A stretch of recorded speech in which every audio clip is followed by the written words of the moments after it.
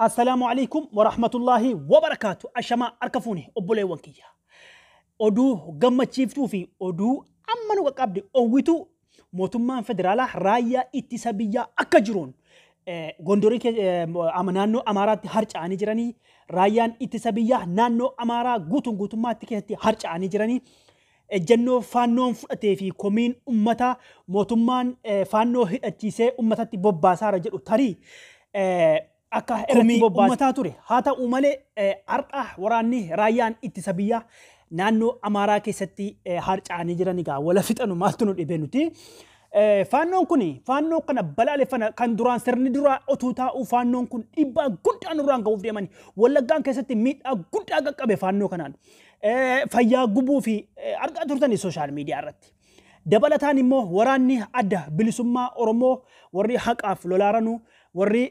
harka duwwaa qawwee tokko itti lolaaranu waraana naannoo Somaaleetti irratti bobba'ee argatanii har'a kunoo akkuma isin agartanu kilaashii meeshaalee waraanaa fi makiinaa ittiin deemanu rabbiin lafa deemsaan jiru makiinaa ittiin deemanu argatanii jiranii booji'anii jiranii waraanni naannoo Somaaleerraa itti bobbaafame harcaanii achi buuteen jira dhabame. Dubbiin meeshaa miti obboleewwan kiyyaa wanni asirratti isiniif galu guddaani dubbiin meeshaa osoo hin taane dubbiin hunna qabaachuu fi baay'ina osoo hin taane abbaa haqaa ta'uudha haqarratti rabbi si gargaara waraanni adda bilisummaa Oromoo kun biyya ofiitiif falmaara li'annahu wanni isin ajaa'ibu mee obboleewwan kiyyaa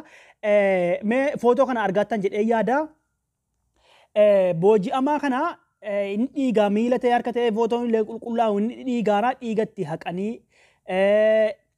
nyaata kennanii fi dhiigatti haqanii akkasitti akka obboleessa isaaniitti jara ajjeesuuf dhaqe silaa jara ajjeesa akkanatti ofitti qabanii jiran obboleewwan kiyyaa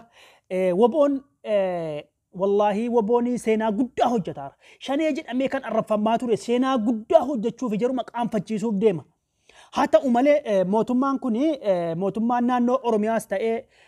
mootummaan federaalaas yeroo hedduu arrabsaa turani haa ta'u malee hariiroo guddaa godhaa turani naannoo Amaaraatiin hariiroo guddaa godhaa turani hariiroon jaraa sun hin fashalaa'e hariiroon sun bade deebi'anii jarumatti hiriira baara naannoon Amaaraa jarri amma mootummaan naannoo Oromiyaa dhengeda kuma 100 geesse suni akka hariiroo godhatanii gaa akka fedhan aangoora turuufis ta'u wannuma fedhaniif haa ta'u hariiroo cimsachuuf jarri kan jarri miiliyoona 100 otuu Oromoon boohaa jiru otuu bishaan dhabee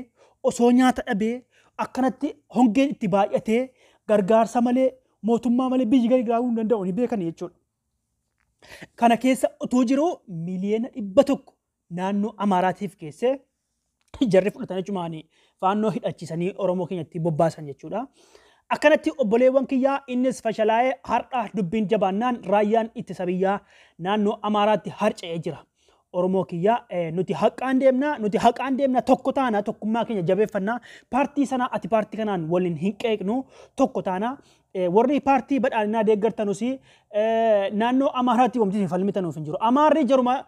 warruma paartii badhaadhinaatti deeggarutti deebi'aa jira mootummaanuma abiyyi kana deeggartanutti deebi'aa jira argaa jirtan jechuudha nuti wanti nuti walitti mufannuuf hin jiru tokkummaa keenya jabeeffannee